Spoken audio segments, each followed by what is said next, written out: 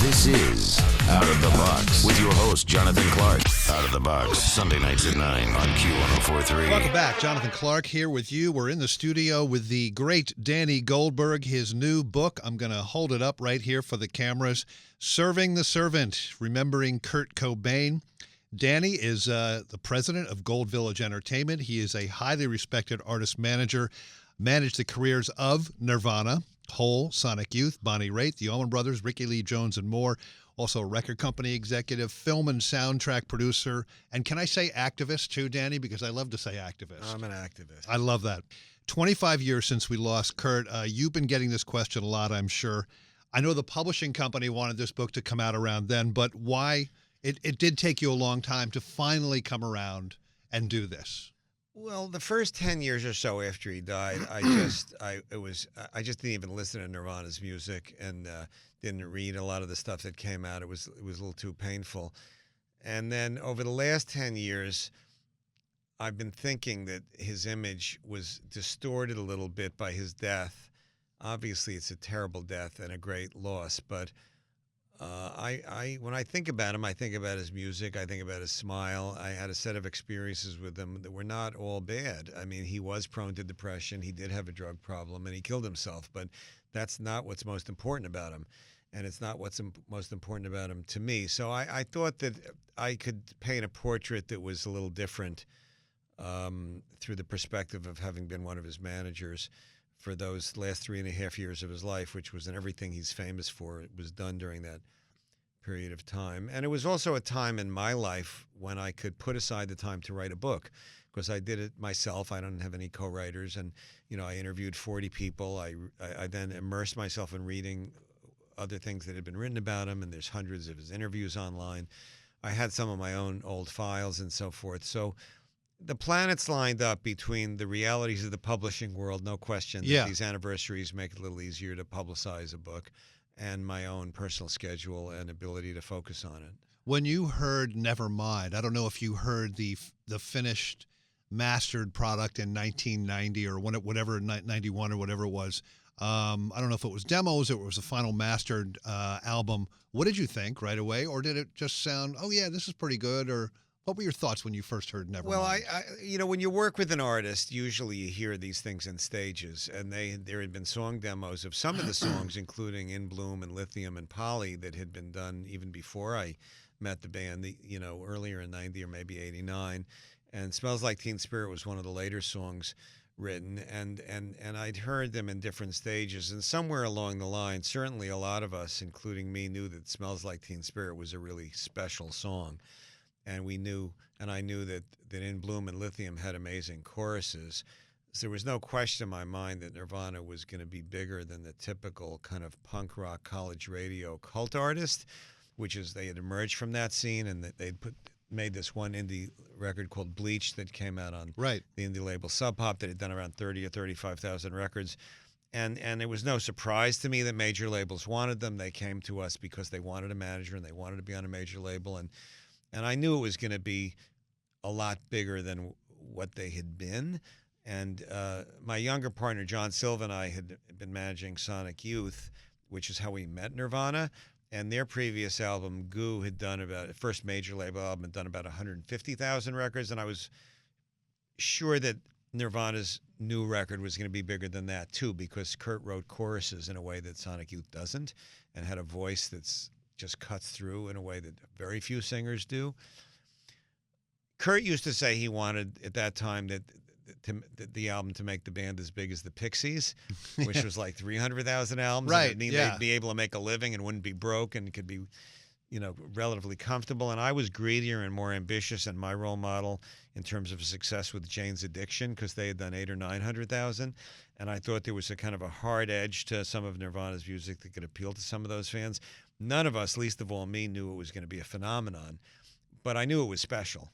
So didn't Smashing Pumpkins' Gish come out around the same time? Gish had come out about a year before, and Butch Vig, the producer of Nevermind, had produced Gish, and I think Gish did about 250,000 albums. Yeah, and then also Green Day. Wasn't Green Day out then, No, too? Green Day came later. Green Day maybe had made an indie record, but Green Day had not had any success yet. Green Day's success came a couple of years after Nevermind. And I don't know if you've ever seen those videos. There was one particular, I was just, looking at videos last night, and I saw one with Butch Vig, and he goes through track by track. He's in a studio isolating vocals. Have you Yeah. ever seen those? No. Oh, my God. They are so fascinating. Talking about, we had a symphony of guitars on Smells Like Teen Spirit. It is so cool to watch, and that album's obviously... I talked to Butch for the book. Yeah. He was very forthcoming. Great guy. Did a wonderful job. And he talked a lot. He just talked about how brilliant Kurt was and how he after Nevermind became so successful, some of the punk rock writers would say, oh, it's commercially produced, it's overproduced. And even Kurt got spooked by that and ended up not using Butch on the follow-up record, although he always liked Butch personally. And Butch is saying, I don't know what they're talking about. He says, I didn't even use all 24 tracks. There's hardly, maybe on a couple of times, there's doubling of vocals, and a couple of times there's doubling of a guitar. He says it's basically live, mostly live in the studio. Kurt was a very disciplined when it came to his art, contrary to his slacker image. And they rehearsed for months in a rehearsal studio in like 6 months in Burbank for like 3 months. Oh, okay. 8 to 10 hours a day before going into the studio. So Nevermind was fully developed in Kurt's mind. And the studio wasn't Abbey Road; it was Sound City, right? Well, Sound City was still a bigger studio than Nirvana had ever been in, or than Butch had ever been in, and they had. That's a legendary studio in L.A. where Fleetwood Mac and Tom Petty and a lot of other artists had made great records. So that was a world-class studio. But Nevermind captures Nirvana. It's not. It just captures it. It's not particularly highly produced. Kurt wanted a remix of it. He cared. He wanted success, but. It's a pretty raw record for a commercial record. Yeah. And you just mentioned it. You brought it up, and I wanted to ask you about that. Kurt had, to the general public and the fans, we didn't know that Kurt was actually really strategic. He was very involved in like every decision. Yeah. You wouldn't know that looking at the videos or listening to the songs or reading articles in Rolling Stone. But talk about that. I mean, the artwork, the tours, everything, right? Well, it's like I was talking to Courtney for the book, and she was saying, Kurt liked my ambition. I was going to take Madonna down and all that. And then she looked at me and she said, Kurt was just as ambitious as I was. He just hid it a lot better. Yeah. And he did hide it because that was part of his art. He didn't want to look like he was Mr. Show Business. And he wasn't Mr. Show Business. When he became successful, he never went to Hollywood parties, didn't buy an expensive car, didn't get designer clothes, wasn't on MTV Cribs. No, but he was on MTV. Oh, and he liked being on MTV as an artist, and so he did think about being an artist in the full range of things that a rock artist does. He cared about every interview. He rarely repeated himself. He knew when there were cameras there. He would have different hair colors at different times, where what T-shirt he was wearing would help promote some band he liked. And Flipper. he storyboard. Flipper was one of the favorites. Flipper, the Melvins, Black Flag, all the guys in Nirvana used their fame to try to promote inspirational artists to them that weren't as well known. But Kurt was particularly obsessed with it. But he storyboarded every one of the videos. He designed the album covers. He designed the T-shirts. And he wrote the lyrics and the music. He was the lead guitar player and the lead singer. He did everything in Nirvana that Mick Jagger and Keith Richards do in the Rolling Stones. Right, yeah. Did everything that Robert Plant and Jimmy Page do in Led Zeppelin. Kurt, one guy, did. And he made all the decisions. He was a control freak. And it was his vision. That's no disrespect to Chris and Dave. Dave's one of the greatest musicians rock has ever produced, and he was certainly by far the best drummer Nirvana had. Kurt said so too. And Chris was, in the genetic code of Nirvana in every way. But it was Kurt's vision, and those other guys knew it. I read that Kurt called Butch Vig and said, "Yeah, we just hired a new drummer. His name's Dave. He's the best drummer in the world." That sounds right. Yeah.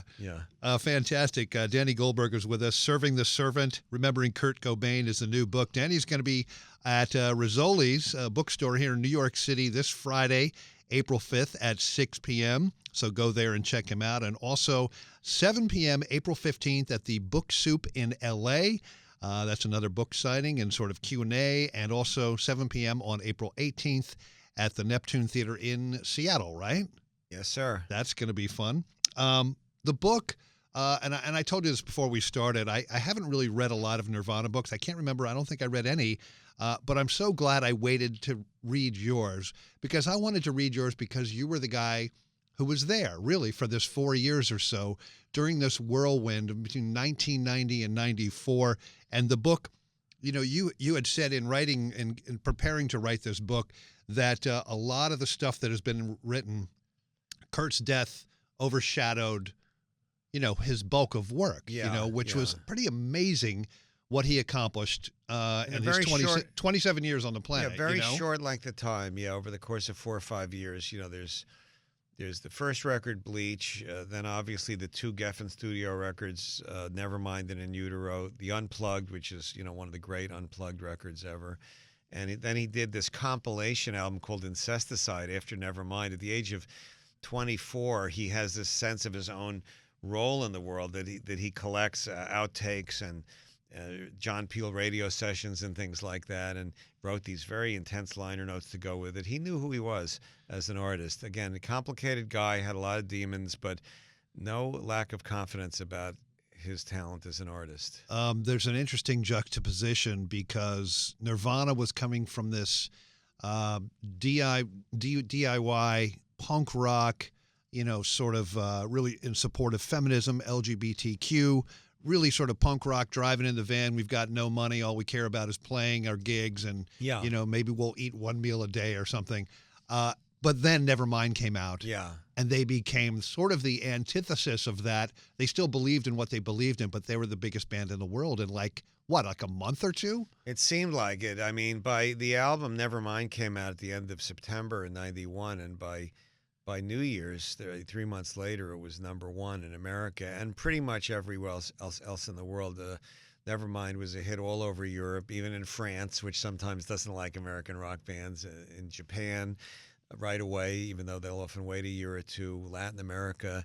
This book is being published in Bulgaria, Serbia, Russia, not because of my reputation as a writer, believe me, but because of Kurt, right, and how much Nirvana meant to people all over the world. So it was quite an explosion, and it was a big change.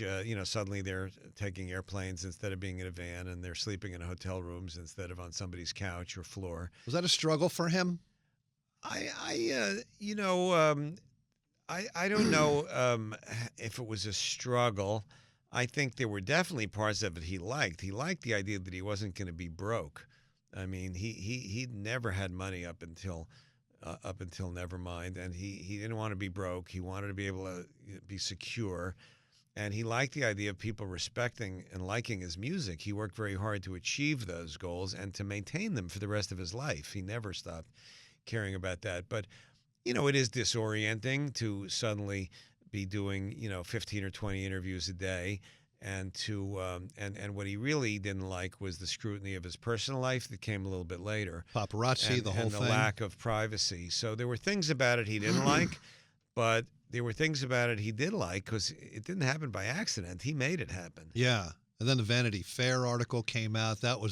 You really go into that in the book. It's a whole chapter. It was such a turning point, and it was something that still, there's a shadow about it. It was a tough thing for Kurt and Courtney, who by then was his wife and about to give birth to their daughter Frances, went through. It was a very negative article in Vanity Fair that accused Courtney of endangering, the health of her baby. And right, the article said, that Courtney was quoted as saying, "We scored drugs down on the Lower East Side, and then we went to do SNL." I think that was the line, right? Well, that is true. There's no question about that.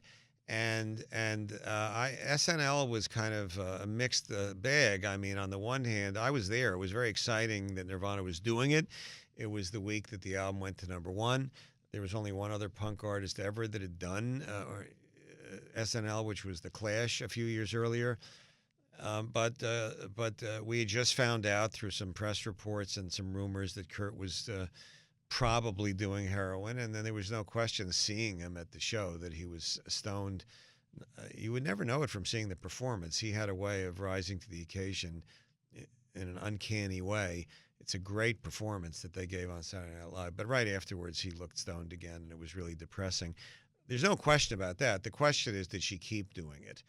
That once she found out she was pregnant, she almost immediately became under the care of a doctor, Dr. Crane, who I knew because he had delivered my first kid and second kid after the fact. And he supervised her health in a way that made sure the baby was born healthy.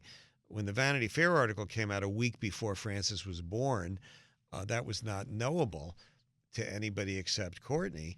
And it implied that she had continued to do heroin in a way that was immoral and threatening. And it was unnamed sources, right? That's how it was sourced? Unnamed sources, and a quote that Courtney denied and insisted that she had been under a doctor's care. And indeed, Frances was born healthy, and to this day is physically healthy.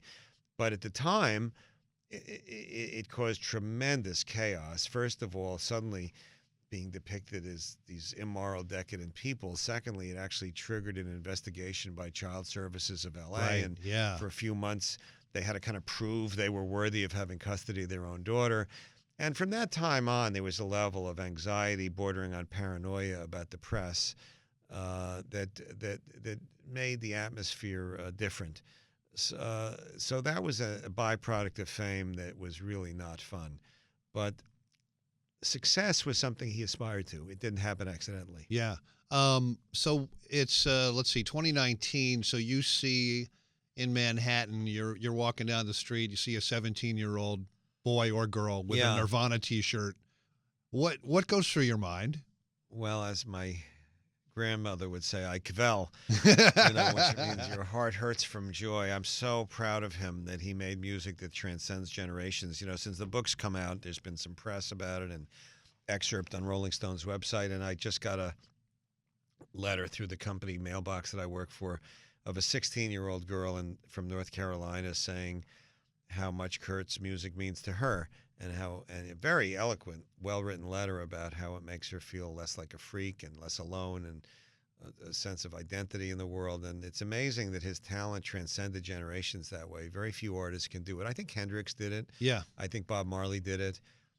I think the Beatles did it. And Kurt's on that short list. And that the Beatles were one of his favorite bands. They were, and which was counterintuitive for kids that had grown up with the 80s punk rock scene, revolving around bands like Black Flag and Flipper and the Melvins and Dead Kennedys and Fugazi. But all three members of Nirvana liked the Beatles. They used to call it the B word, like a guilty pleasure, right? Because it wasn't considered cool, but they recognized the artistry of it. And Kurt, in particular, idolized John Lennon, both for his songwriting talent and also for his social consciousness and his relationship with Yoko. When he got involved with Courtney, there were people that say, oh, she's like Yoko Ono. And to me, that was a compliment. I mean, I'm a fan of Yoko Ono's, and I think she was a good influence on John Lennon. I don't know that you would have a song like Give Peace a Chance without Yoko Ono. But, and Kurt and Courtney would laugh and call themselves John and Yoko, all the time.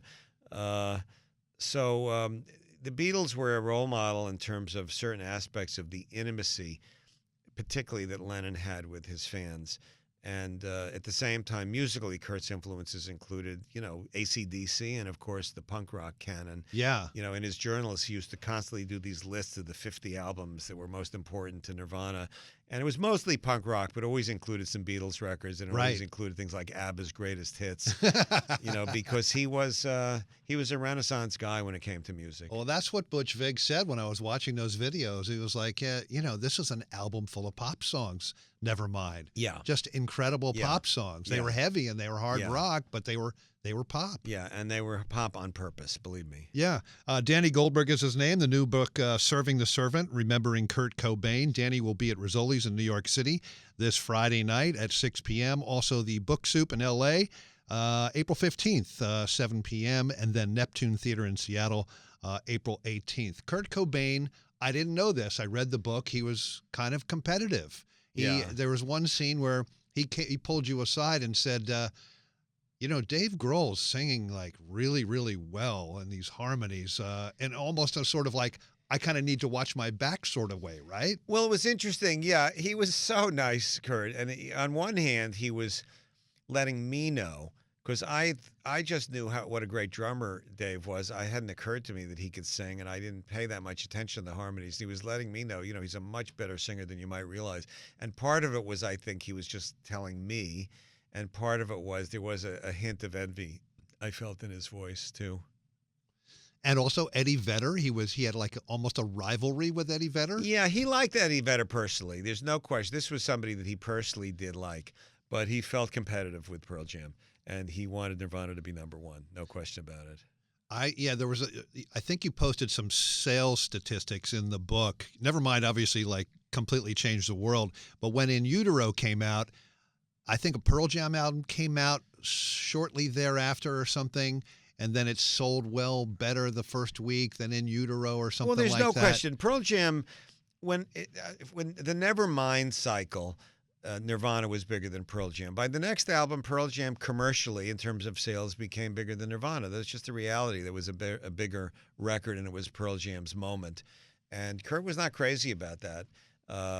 He would call me. He called me once and said, "Gee, I've seen 3 Pearl Jam videos on MTV, and our video only once. Is someone mad at us there? Is there something we should do?" Again, the competition. And I'm saying, Kurt, it's just these things go in cycles. Relax. It's fine. They like you at MTV, but so he was competitive. I don't think you can achieve what he achieved without being ambitious and competitive. But part of his ambition was to do it all completely on his own terms. He never did a show he didn't want to do. He didn't change anything about his art for anybody. He didn't care what the label or management or the media said. He was inner-directed as an artist. He was committed to a set of cultural beliefs that were counterculture, but he liked winning and he liked having hits. Yeah, absolutely. Danny Goldberg, the new book, Serving the Servant, Remembering Kurt Cobain. I want to read a quote here about the book. As soon as I started reading, I got sucked in. I couldn't put it down. As a huge Nirvana fan, it is petrifying to even attempt a description or enlightened comment about Kurt. I just want to say any music fan should want this book. Any Nirvana fan must have this book. And that is from Joan Jett. Isn't that nice of her? I mean, we were talking before the interview. There are artists that aren't that nice. Some people are very talented and just not very nice people. And so when somebody is so gracious the way Joan is, that meant so much to me that she gave me that blurb. And she as her manager, Kenny Laguna, told me, she wrote that one herself. Yeah, so good. I only saw Nirvana once, and it was at the New York Coliseum. Do you remember that show? I don't think I was at that show. I know about that show, but I don't remember being at that particular show. That wasn't the greatest concert venue in the world, as I recall. Yeah. Was that around CMJ or something? Or it was November 14th, 1993. Right. So that was that might have been the last show they ever did in New York. It might have been. Yeah. I think it was. And it's no longer there now. It's like CNN now because that was Columbus Circle, right. I guess, right? You formed and co-owned Modern Records, which released Stevie Nicks' solo albums, including her #1 album, Belladonna. And you went to the Rock and Roll Hall of Fame last week, right? I did. This has been a time of memory for me. Kurt died 25 years ago. Belladonna came out almost 40 years ago. I think it was 1981, 38 years ago. And a friend of mine named Paul Fishkin and I formed Modern Records in the end of the 70s to give Stevie an outlet for solo work. She was at her peak then. Rumors, biggest album of all time at that time. And the big hit on it, the #1 hit on it was Dreams that she wrote and sang on. But, Fleetwood Mac had existed long before Stevie and Lindsey Buckingham joined the group and were limiting the number of songs of hers that would be on a record. And I was so she was so nice to invite me and Paul to sit at her table at the Rock and Roll of Fame and gave us a shout out. Yeah. When she was inducted. And afterwards we were talking, she was still saying, I wasn't going to just be limited to doing 3 songs every couple of years on a Fleetwood Mac record. I had all these other songs. I have an outlet. And we were able to create that for her. I'm sure she would have had an amazing solo career without us, but I'm glad that I was part of her support system then, and so grateful to her for acknowledging it all these years later. And indulge me, I'm geeking out on your career here. You were vice president of Led Zeppelin's Swan Song Records. Indeed. Worked with the band from 73 to 75. Can you give us an amazing quick story about working with Led Zeppelin? Well, it was 73 until May of 76, may I just say. Okay.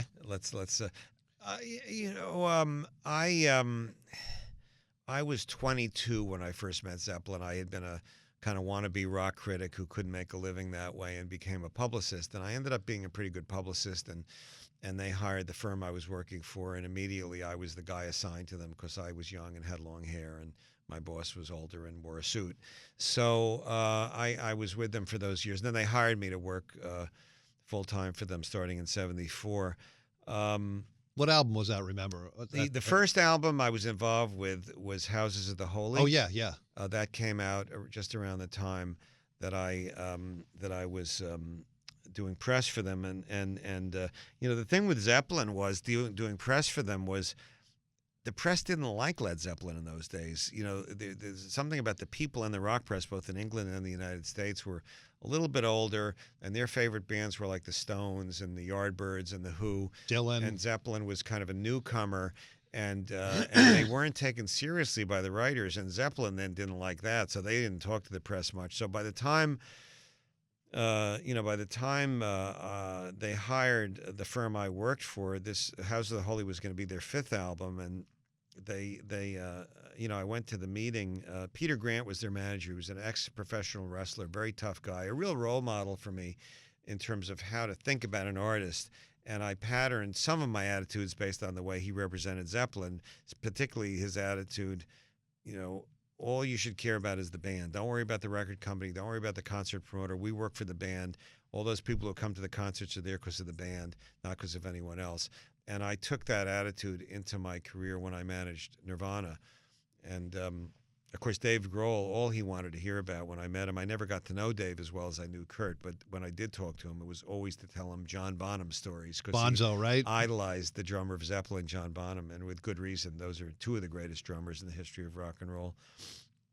So I was taken to a meeting with Peter Grant and my boss at the time, Lee Salters, who was a great old show business guy who'd represented Frank Sinatra and protege of your dad's. Salters, Roskin, and Friedman, yeah, right? Exactly.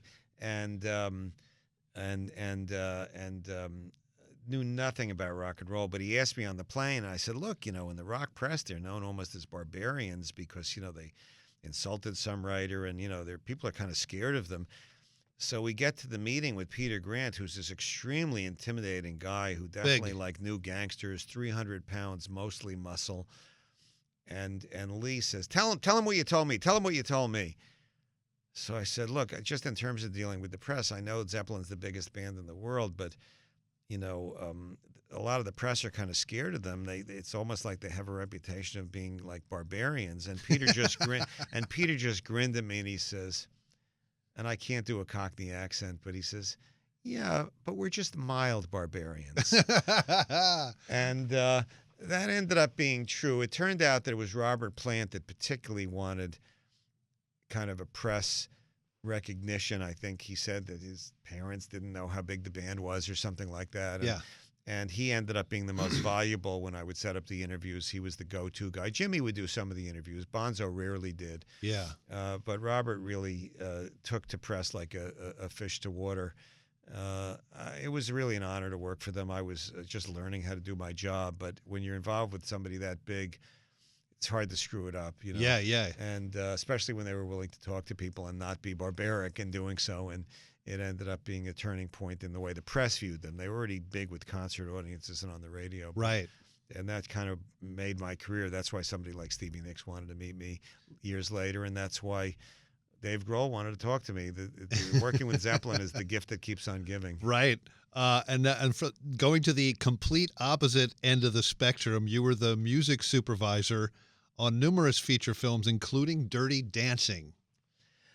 That ends up being a credit that is so amazing because the movie was so successful. I had no idea when I took that on it was going to be successful. It was a first-time director named Emil Ardolino the people that were in the movie, Jennifer Grey, and were not stars. It was an indie company did it. And it was really just about finding oldies, Be My Baby and other songs like that. And I could find oldies, and I introduced them to Michael Lloyd, who ended up producing the hit that the Righteous Brothers did, for it. Right. Time of My Life. And now it's on commercials. I was exactly. Good friend of mine, John DiNicola, co-wrote that song, and it's still part of how he makes a living, But I had no idea it was going to be such a phenomenon. It was not an emotionally engaging experience. It was kind of, I just did my job, but then it ends up being one of the things you're remembered for if you're associated with big hits. And I'm proud of the music on it. I think it's a good collection of old music that reflected the culture that they were depicting. The songs are still played on the radio today. Gold Village Entertainment, you're now managing the great Steve Earle. You have been for a while. I have. 17 years I've worked with Steve. And he has a new album called Guy. He had a mentor named Guy Clark that passed away in the last year, and this is a tribute to Guy Clark's songs, and it's a fantastic record. And, working with Steve has been one of the great experiences of my life. And, I feel that he's also a friend the way I felt about Kurt, except Steve is not dead and has had a much longer career. Really a Renaissance guy, actor, novelist, and a great songwriter, of course.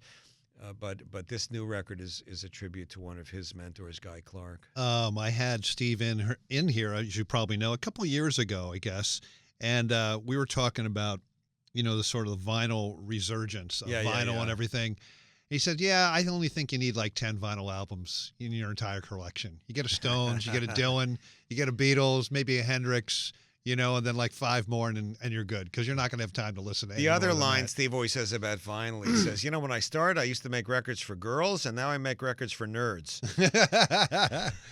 Danny Goldberg is with us. Everybody go buy this book right now, Serving the Servant, Remembering Kurt Cobain. Danny was the manager. He was there for everything.